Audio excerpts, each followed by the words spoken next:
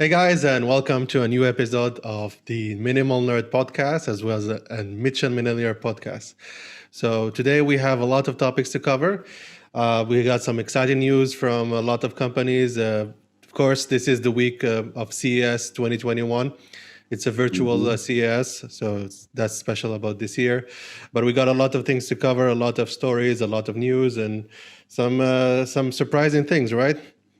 Yeah, some really surprising things. So Actually, let's get right to it. okay. Let's start with the first topic, which is the new Snapdragon 870. New? Yeah, it's not really new, right? So that's No. okay. So a breakdown on this: the Snapdragon 870 is using the same architecture as the 865, same GPU. The difference is that one of I think it's the single core, the high performance single core, or the set of the I think it might be the set of the high performance cores is able to clock up to 3.28 gigahertz, whereas the 865 maxed out at 2.03 or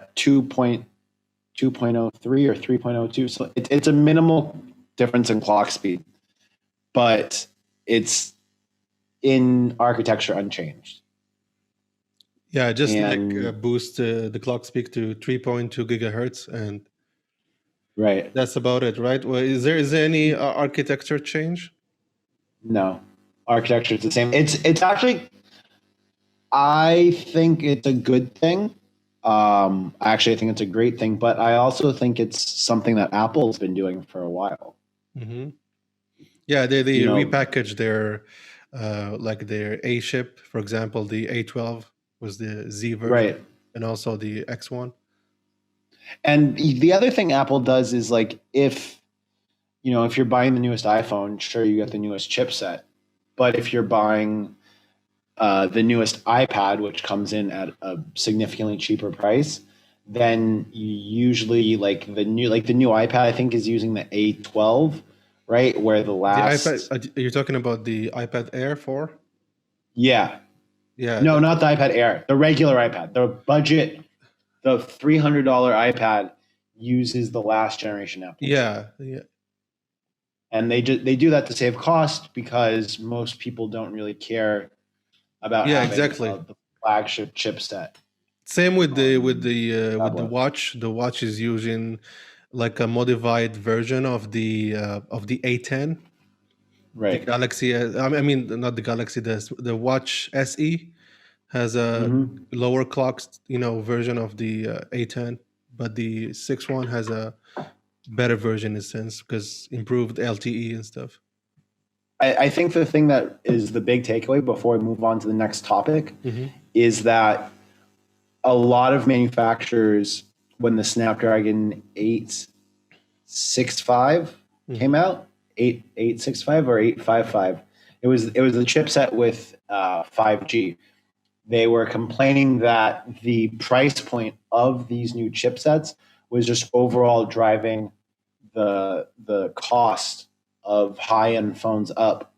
And like if you consider the fact that the 888 chipset is maybe a 15 to 10% all around. I know in some places it's higher than that, but if it's an overall 15 to 20% improvement over the 865, I think most people are happy with a smartphone that costs $150, $200 less and has 15% less performance, which they'll probably never use. Yeah, so it's a win-win, right? I think it's a good trend for the upcoming smartphones to kind of go with a mid-tier. I would not say it's like a low end, but it's a mid-tier processor, and you're still getting like a lower price compared to the flagships. And even it's a flagship chipset. It's just not the newest flagship chipset. Yeah, exactly. Chipset. So, I think specifically the big win for everybody in regards to this is that there are some very key differences in the ISP, which is used for the cameras. And so even like, let's say I have the Snapdragon 777, right? Which would like, it's not, it doesn't exist, but the last 7 series chip was the 768, right? That's going to have an ISP that's worse or less able than the 865 in most cases, because it's not a premium chipset, whereas the 865 is going to have more camera features, which is a big win for non-flagship SoC smartphones, not mid-range phones necessarily, just non-flagship SoC phones. Okay, next up on this list is the next your next laptop, I guess, is the yeah, G15. yeah. So Well, you tell said me more about I that. mean you said that the MacBook, the next MacBook Pro would probably be your next laptop Yeah, also. So definitely. I'm we're looking forward to the MacBook Pro with maybe M1 X or M2. We don't know what so they're I gonna call it. mean Yeah, but what we're talking about right now is literally two of the highest performing portable or thinner and lighter laptops in their category, right? yeah. Essentially, because the current MacBook Pro M1, the only other laptop that we have on the market that's of a similar like size, build, construction, etc., is this previous generation um, The Razer. G14. No, it's not the Razer. It's the Asus. Asus. Is it Asus or not? You're talking about the size and The the just like the weight. overall size, weight, package, right? The I think it's the Asus Zephyrus. Yeah, it's the Asus Zephyrus G14 and Mhm. G15. Those come the closest in regards to like packaging, etc. But as the The MacBook Pro Razer Blade 13. 13 is also kind of similar in that sense. But It's that actually has the that has an closest. Yeah, what was that? that has an Intel chip, and so in Yeah. benchmarks, the Intel chip. I'm talking about where you're getting equal or better performance, Okay. right? With Razer, yes, you are getting a package that's really similarly sized, but performance wise, it is still, because it's on Intel, it's still a couple Still steps behind. Yeah. behind. Yeah. Um, and so right now, the current, I mean, like I've watched a lot of reviews for not only video editing, but productivity, coding, stuff like that. Hmm. And the G14, G15 are more powerful in most benchmarks and real world use cases than the new MacBook Pro M1. So this next generation, we can assume that with the Ryzen 9 5900 5900. HS. Yeah, correct. And the RTX, well, on the G15, you'll be able to get an RTX 3070 or 3080. On the G14, you're stuck with a RTX 3060. But we just like we should clarify that there is some kind of like misleading marketing from Nvidia when it comes to the new RTX 3000 series. It depends on two versions. There's the Max P and the Max Q.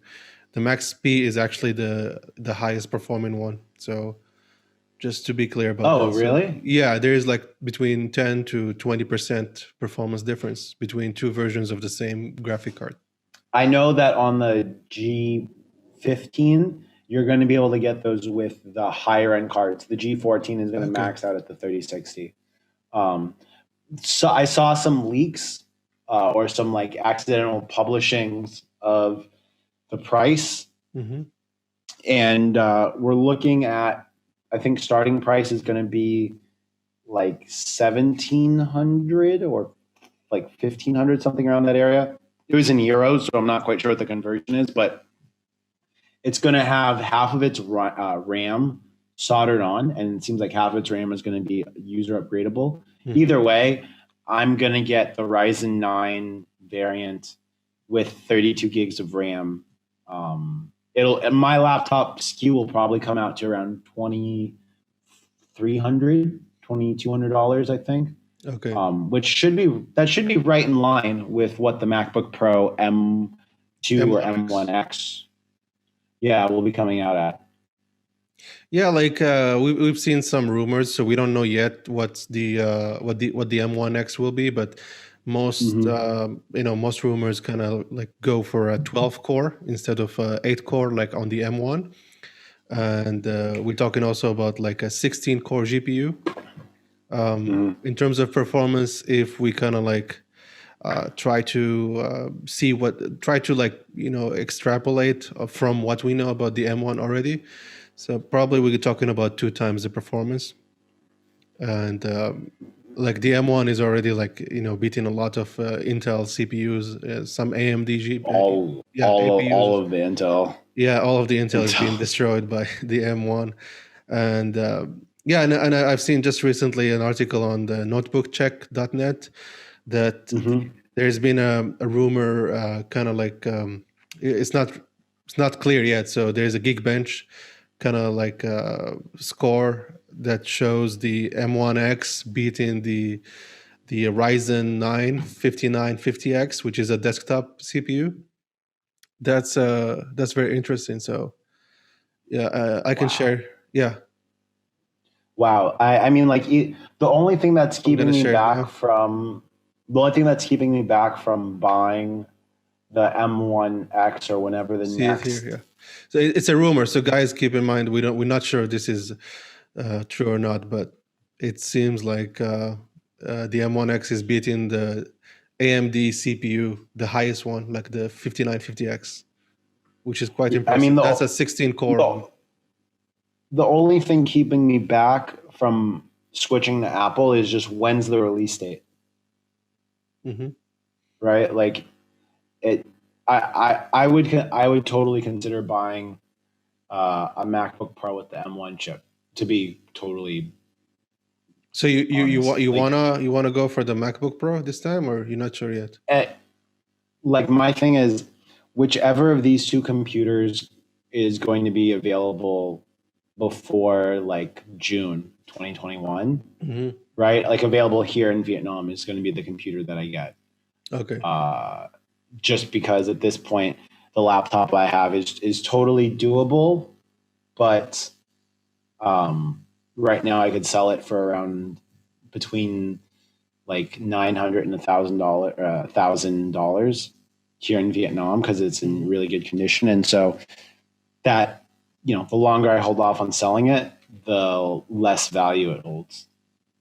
Yeah. So you want to like just sell it as soon as possible, so you can add some money to that and get the new one, right? Right. Okay. Yeah, exactly. Yeah, Exactly. really looking forward to get the MacBook Pro 16-inch M1X, because I think it's gonna last me for a long time.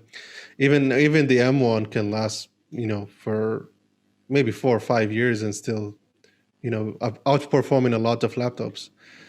Yeah. That's the good thing about this new architecture with the Apple SoC is they did a great job with it. Like it's They did. yeah, They did a fantastic job. industry changing.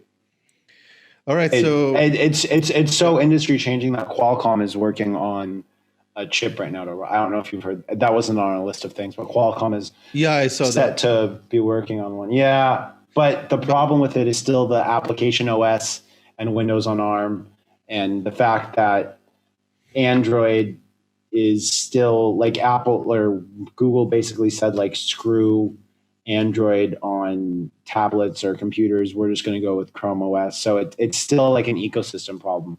yeah, especially like most of the apps now are still on Windows, because I had, like I told you, the Surface Pro X and I made a video about it.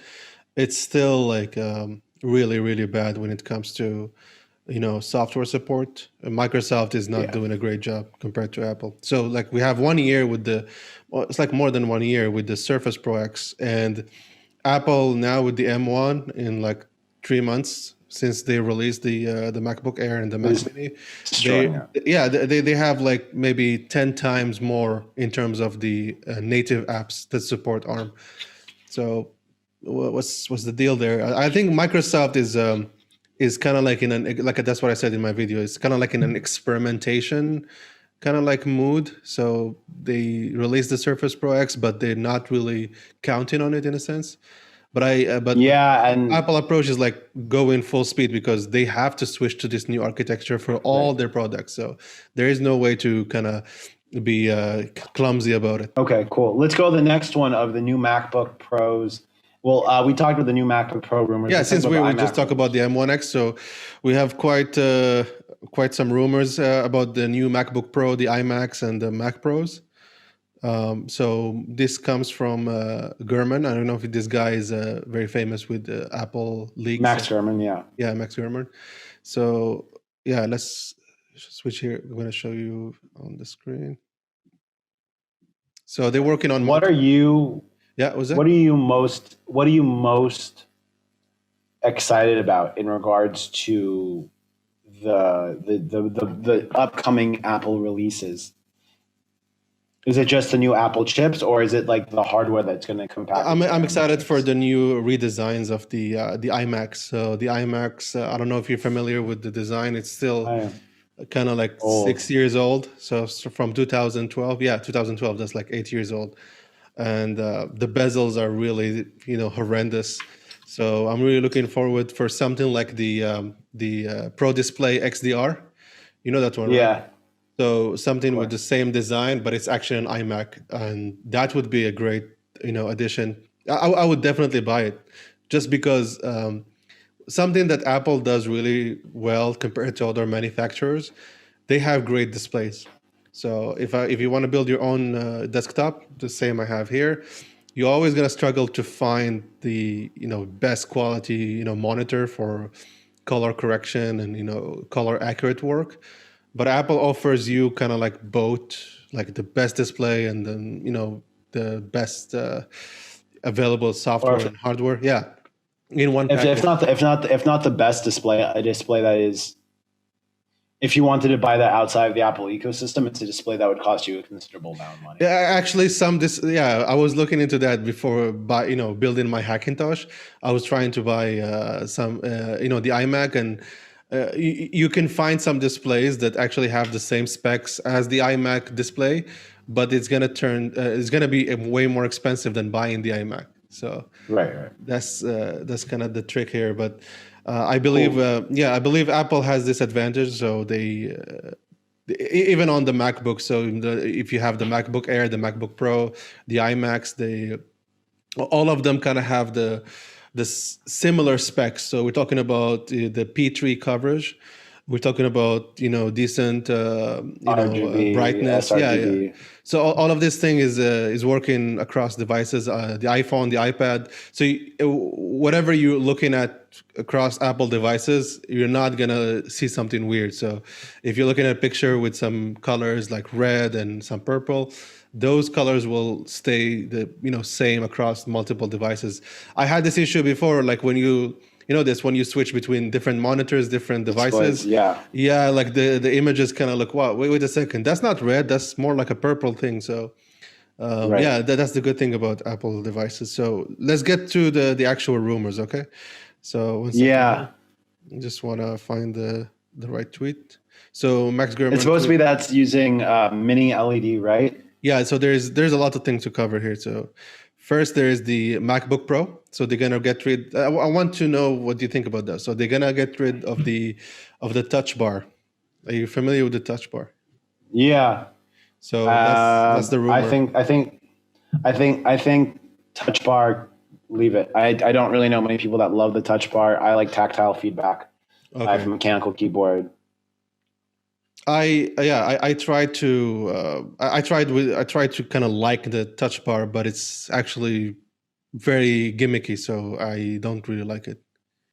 They're supposed to be adding MagSafe to some of the laptops I read. I heard there's also going to be MagSafe. Are you familiar with MagSafe on the older MacBooks? I have MagSafe on all my phones. Oh, which one? Which phone? I don't have an iPhone. You mean like but I MagSafe? Okay. MagSafe charging stuff. Yeah. Okay. Yeah, through Basius. All right. So I'm a big fan. Okay, we're gonna just look at this one from The Verge. So basically, it's the same report from Bloomberg. We're talking about a new high-end 14-inch and 16-inch MacBook Pros. return to MagSafe, like we said, the end of Touch Bar, brighter screens, minor design changes, and the next M1X or M2 chips around mid 2021. So the first rumor actually was talking about something like June. And what do you think about the timeline? Do you think that's like if I mean, Apple actually, yeah.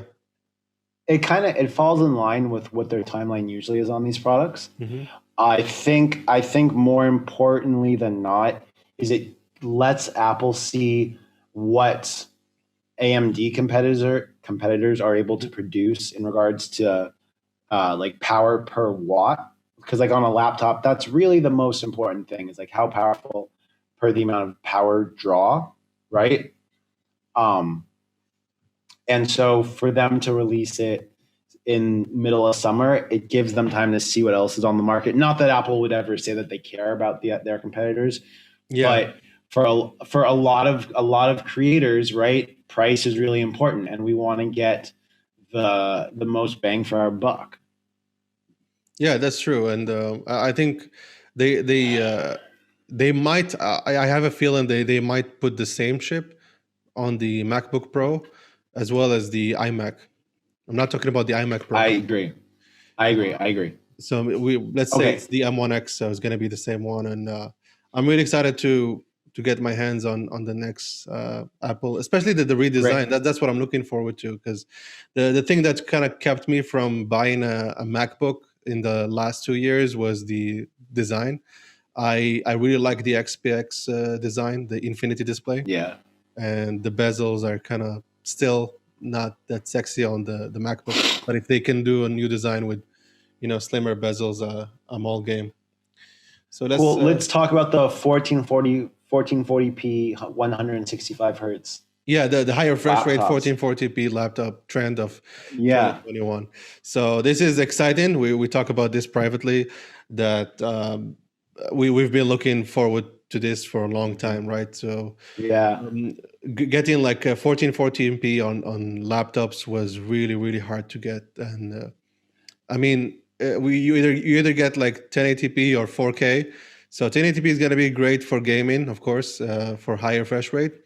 4K is going to be great for video editing, the sharpness of text, but the sweet spot really is 1440p. Yeah. I mean, at least on the XPS series of laptops, if you switch to the 4K display, it's like a 35% hit in battery life. Yeah. Like on average, right? And the high refresh rate, it isn't as power efficient as a 60 hertz display or like a 90 hertz display, right? Mm-hmm. But even being able to take that 1440p display and run it at 90 hertz, Mm-hmm. right? You're still going to get more smoothness than you are at 60p. It's still going to save you battery compared to 144 hertz, and it's going to save you considerable battery compared to a 4K display. So it just seems like that's really a sweet spot for all laptops moving forward. I think my laptop will probably have this display. I don't really know how much more there else is to talk about. I mean, you're a high refresh display kind of guy because you game. Yeah, because I have a 1440p monitor here, 144 hertz, and it's a 32-inch monitor, so it's a bit bigger when it comes to text sharpness. It's not as sharp, I would say, like the MacBook, but when I sit far, like maybe like no, the ideal viewing distance, etc. Yeah, exactly. So I feel it's sharp enough. But here's the good thing. Like you're familiar with Retina display, right? Yeah. So if we're talking about a 1440p display with with 16-inch, that's 217 ppi, which is very near the standard Retina of 226 pixel per inch. Yeah, so basically you get in Retina displays on Windows laptop. That's amazing. With high refresh rate. With high refresh rate. So that's incredible, right? Yeah. No, it's really it's fantastic. And the next one that we have. Before we move on, just to say something about this is coming from CES 2021. So we got the Lenovo Legion 7 coming with 1440p 165 hertz. We've got the one we talked about before, the G15. It's 1440p 144 hertz, right? Or is it 165? Yeah. I think they're all going to be the same panel. Yeah, the same panel. Yeah, it's actually the same manufacturer, right? Yeah, that's manufacturing the panel. Yes. Yeah, the panels. Yeah. All right, so let's move on to the next one. So let you talk about this. So the next one kind of hits close to home for you. Yeah, right? we have one plus. Because you are kind. I mean, you're not. I'm not going to label you a fanboy, but you are like between you and I, you are the resident BBK fan. BBK, not really. I would say just OnePlus, not BBK. Oh well, yeah. Because I don't own anything else that BBK makes, like a Xiaomi. If you read this article, you'll see that at this point, it's just one company. Right? Yeah, it's just one company because OnePlus and Oppo are going to be joining, I guess, R&D. So this means R&D facilities, essentially R&D tech, and I feel like what this article is really saying is that Oppo and OnePlus phones are going to be nearly the same, but different software, basically, right? I mean, I think we're gonna see less and less uniqueness in cameras, which we already saw very little uniqueness. I think design-wise, it's gonna end up being essentially a rebadge of a lot of the devices, which it's not necessarily a bad thing, to be honest. If what they it's not, yeah, if what they said is true, because in the article they say that both brands will merge their R&D, but will still offer unique features and software. So if the last part actually checks out and they keep the uniqueness of Oxygen OS and the other one, what's the name? Color OS. So if they keep them both separated and just share the innovation thing and R&D stuff, maybe it's not bad. But it's not bad, but they already been doing this. We talk about this in the last right. So. It's exactly like this isn't like it's that big of a deal now. But I think probably like make it official, I guess. Yeah, well, I think more than anything else, this means that it's going to be like more blatant. Like before, the Oppo phones looked similar to the OnePlus phones. I think that with now, it's going to be like 90% shared design. Yeah. So basically we're gonna see the same. We're talking about the same camera features, right? The same camera, the same charging technologies, right? The same. What else could be affected in this? I mean, screen, the actual screen panels themselves. The panels. We're talking about basically the hardware, right? Is gonna be basically the same. Okay, next thing on this list. Yeah. The 12.9-inch iPad with big display upgrade just weeks away. Yeah, so that's what I just saw here. The next iPad might have the mini LED, which is a new technology. Right. The big the big display upgrade is the mini LED. Are you familiar with mini LEDs? Yeah, so I can try to explain this.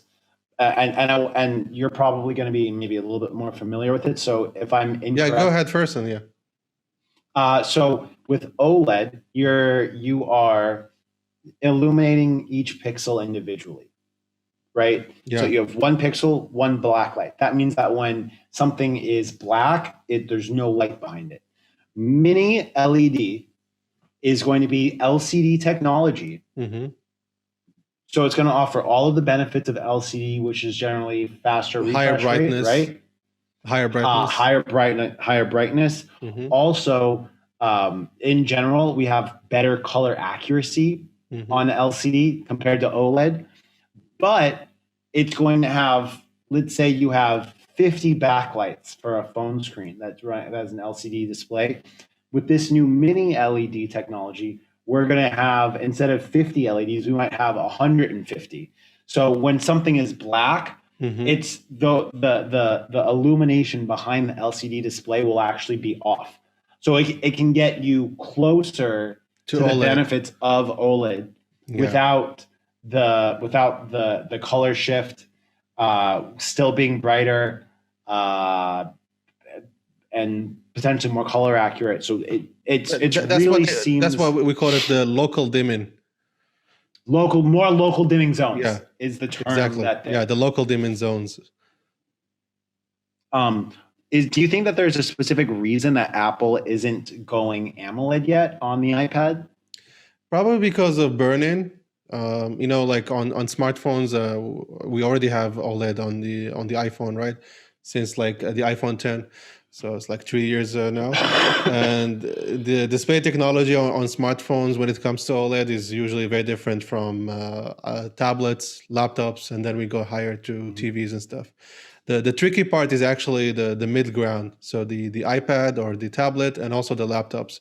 That's why we don't see a lot of laptops with OLED display yet, like mainstream, Right. because the when it's like I'm not sure if you're familiar with how processors are made. So they make it like think about it like a pie, right? So there's this pie, Yeah. and the bigger, like if we're talking about 50-inch TVs, so we have Mhm. 50-inch here and 50-inch here. So the bigger the size of the product you want to make, the less errors you have in manufacturing. So it's easier to make it for, like, let's say for TVs. So if you have a problem with some parts, you can easily change and move to the next fab, the manufacturing fab. When it comes to smaller displays like laptops or tablets, it's a bit tricky. So the process becomes complicated, and that's why I think Apple might not move to OLED until the rumor said 2021, but we're already here, so maybe 2022. And I'm not sure if they just gonna, because Apple tends to stick with their new technologies for a bit, right? They don't just do it like Xiaomi or like Vivo. Those guys are always like changing the technologies, right? But Apple tends to stick Right. with their technologies for a few years, then they switch to the next one.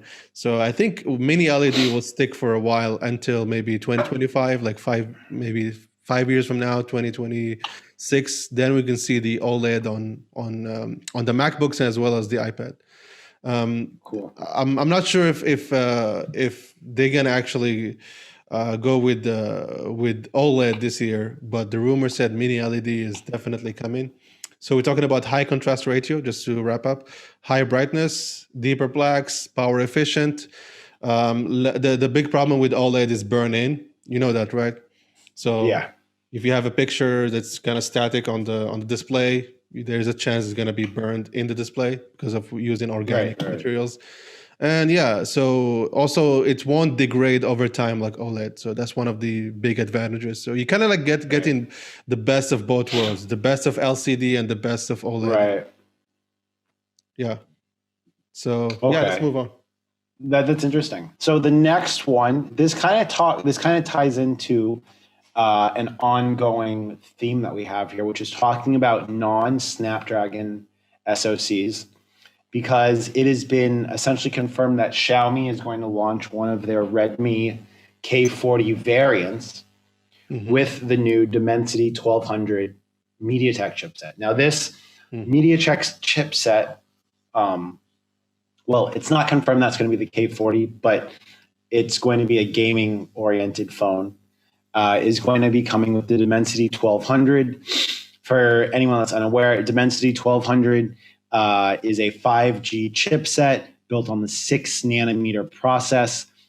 Comes with a Mali G77 Hmm. MC9 GPU. Let's see. So And that it's GPU, not as powerful as the one found in the Exynos 1080 or the new one, the 2090. right, right. But it is going to have a lot of really good camera benefits in regards to like 120 megapixel support, Hmm. stuff like that.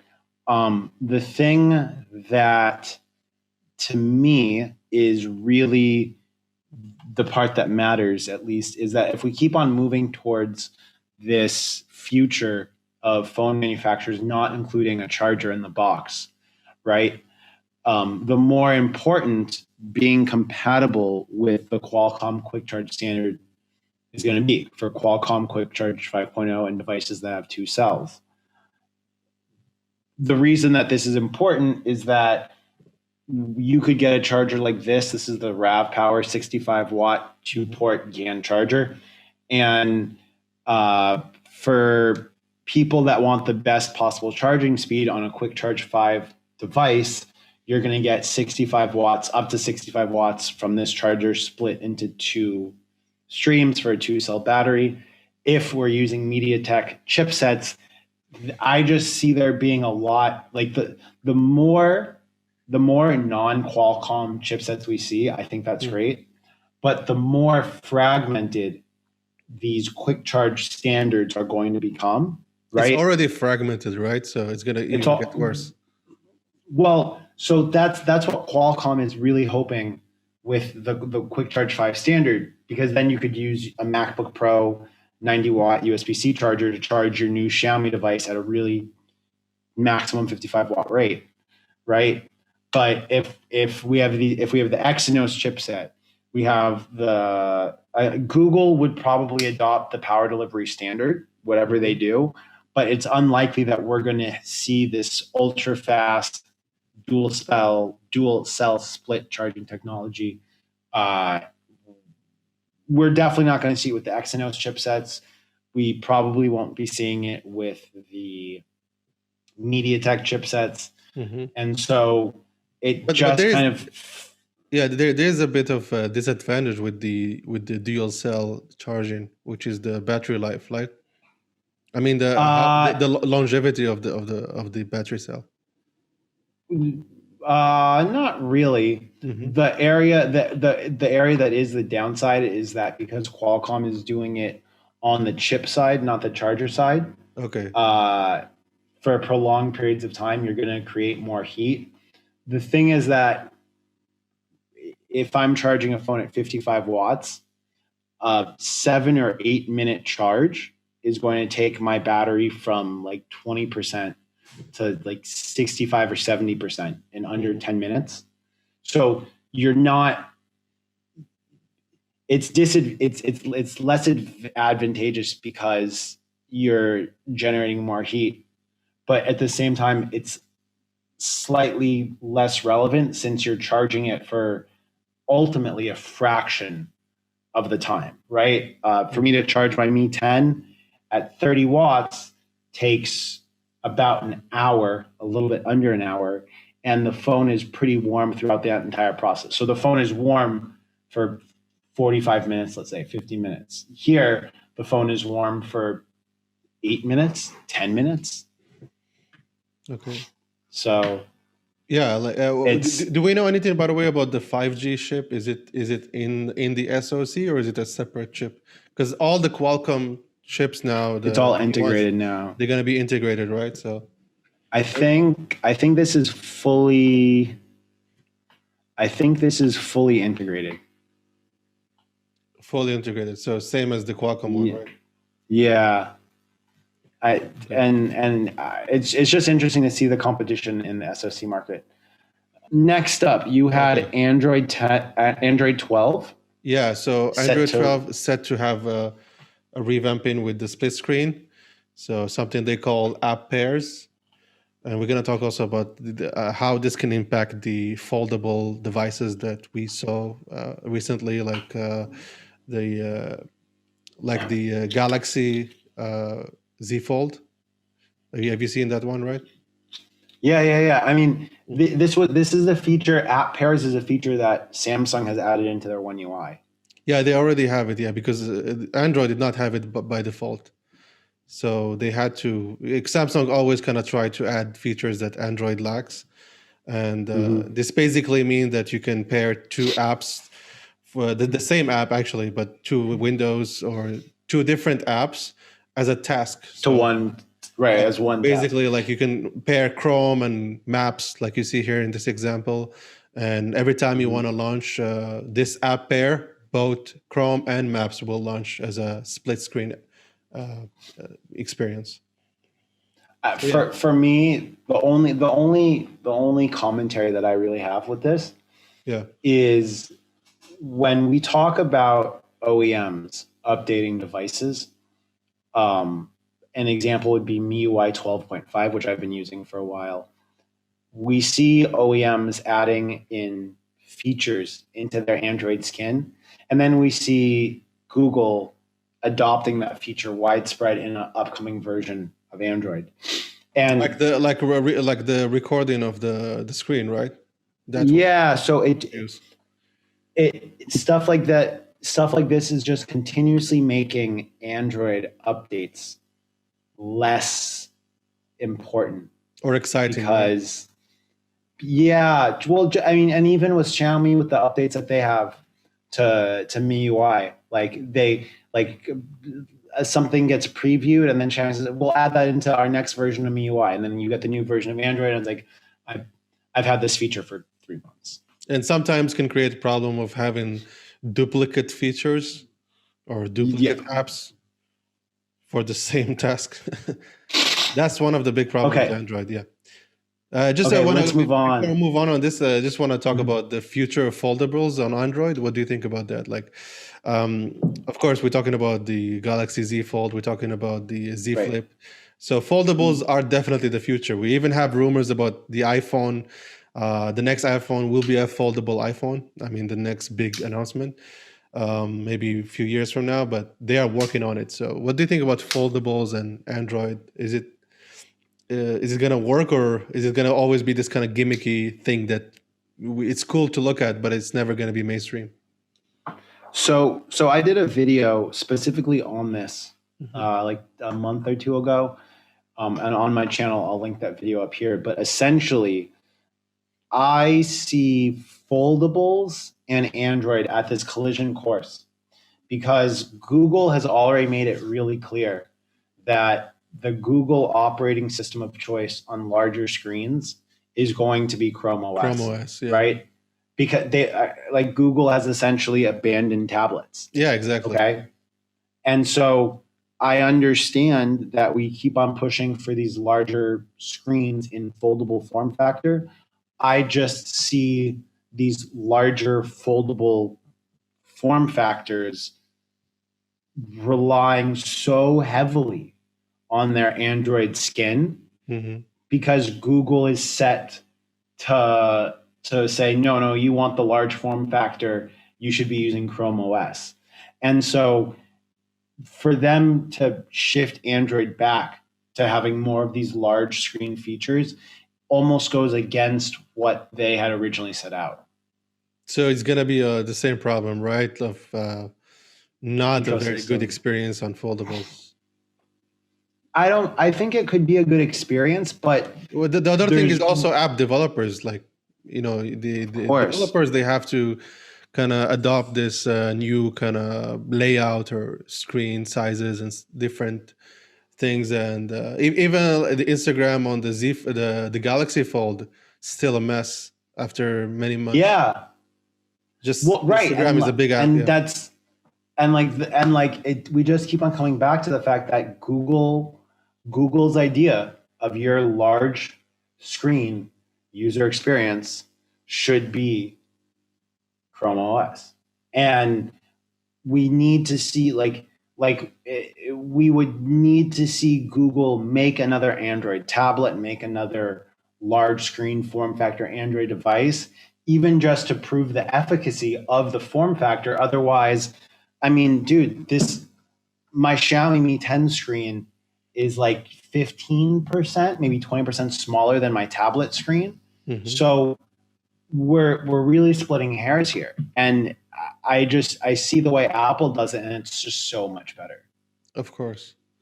All right, so let's move to the next one. We have a new update about Xiaomi is Mi this actually 11. confirmed? So the Xiaomi Mi 11 Pro camera is gonna have a 120x zoom and more interesting So stuff. Yeah, what do you think about that? so so the thing like Xiaomi is really big on planning, or they feel really really big on planning a lot of their products around the marketing for them. Hmm. Um, and that's like can sometimes be deceptive. An example is uh, the 100 megapixel Mi 11. It's using the same sensor as their Mi 10. Yet there's rumors that the Mi 11 Pro is going to be using the 9:1 pixel bin same sensor that Samsung uses on their S21 Ultra. But because they're both 108 megapixels, they can still market them as the same thing. So any rumor that I have, right? Like Xiaomi already did the 120x zoom on the Mi 10 Ultra. So we've already seen this tech in a lot of ways from them.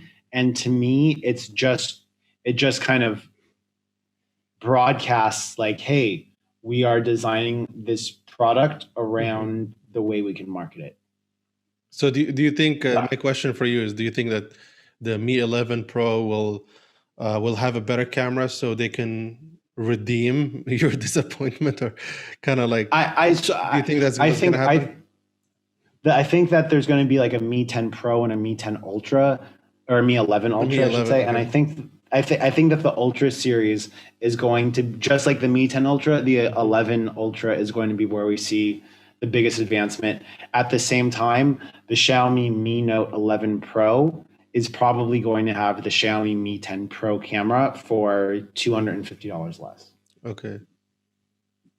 That's going to be an interesting update for the mobile photographers out there, because Xiaomi last year Xiaomi gave you their best camera and not their best phone in regards to like hardware, and it was like the best smartphone for mobile photographers, and it was like $430, and the camera of that is still better than the camera on the Mi 11, and the device is a year and a half old.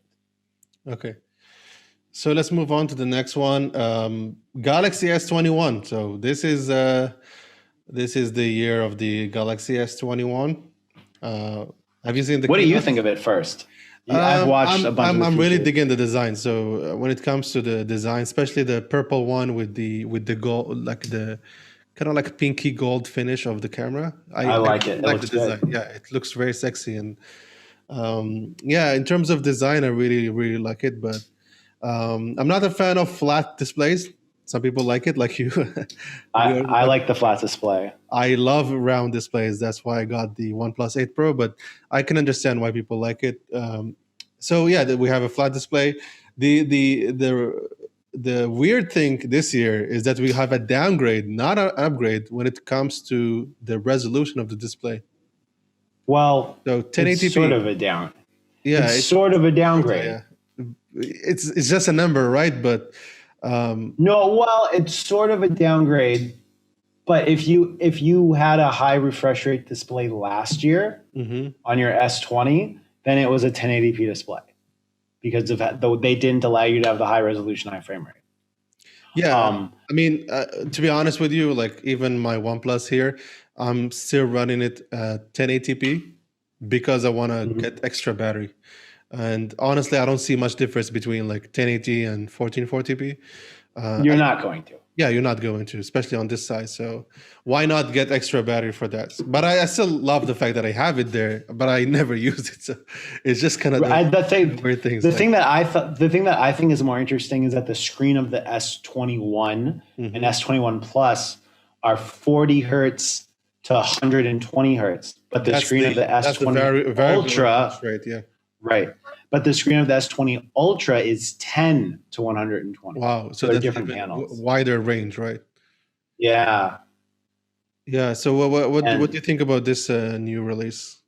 Is it a bit I underwhelming? Not too much I excitement? to me, it's a bunch of 12 megapixel cameras. Mhm. I want to see what the camera performance is like on them. I might get that instead of a Xiaomi phone, to be honest with you. I think that the S21 Plus is a really compelling package if the camera quality is good, depending upon the sensor size. But we don't. I need to get it in hand first. Okay. They also removed, Um, just to talk about some downgrade, they removed the ability to have a micro SD card in there. Correct. Remove So the charger. some people who kind of got excited about I mean, the people who actually are fans of Samsung, they really look forward to those kind of things, like the I SD agree. card. So it's maybe a That little bit that disappointing for them.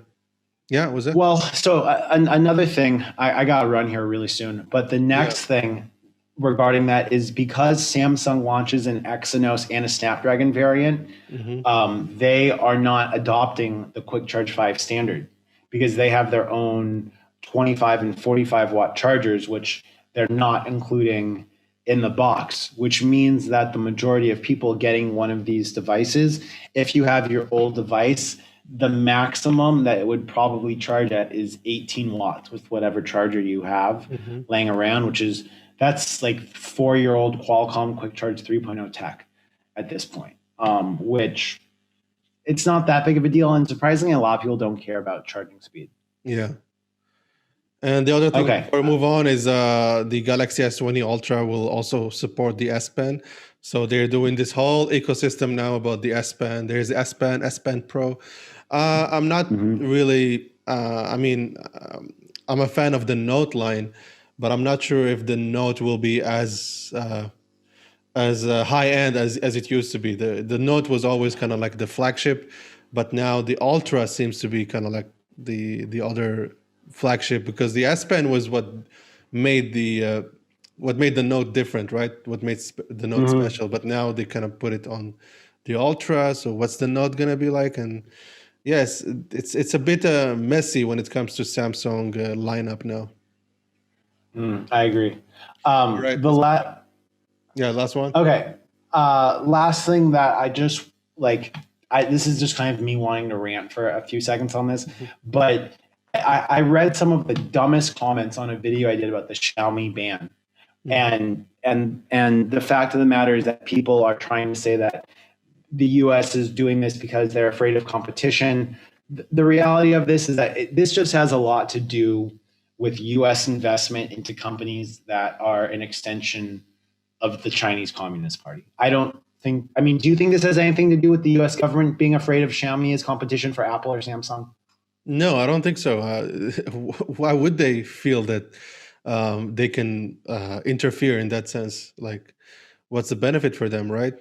Competition Yeah. is good for the market, but um, I think this is just. I'm not into politics, but I mean, probably Biden will revert this, right? The new administration. Maybe the thing is the big difference between Huawei and Xiaomi. Huawei is making networking equipment. They're Yeah. making 5G towers. They're making 5G cells, right? And so that having government and military ties back to China is not even in the same realm as people with having their personal handsets. Yeah, exactly. So, Like um, they're so far removed. do you think that this will actually affect I mean, the user experience, or not really? The relationship between Google and Xiaomi. Yeah. I think that a lot of this is left up to be seen with the new presidency that we have in right now. Mhm. And if this gets pushed forward, saying that US investors can't invest in a company isn't that big of a deal. It Mhm. just isn't that big of a deal. But that's it. And I think this has been a good podcast. Let's wrap this up. All right. So thank you guys for listening or watching, and see you guys in the next one. This has been a good Yeah. podcast. All right. Cheers. Peace.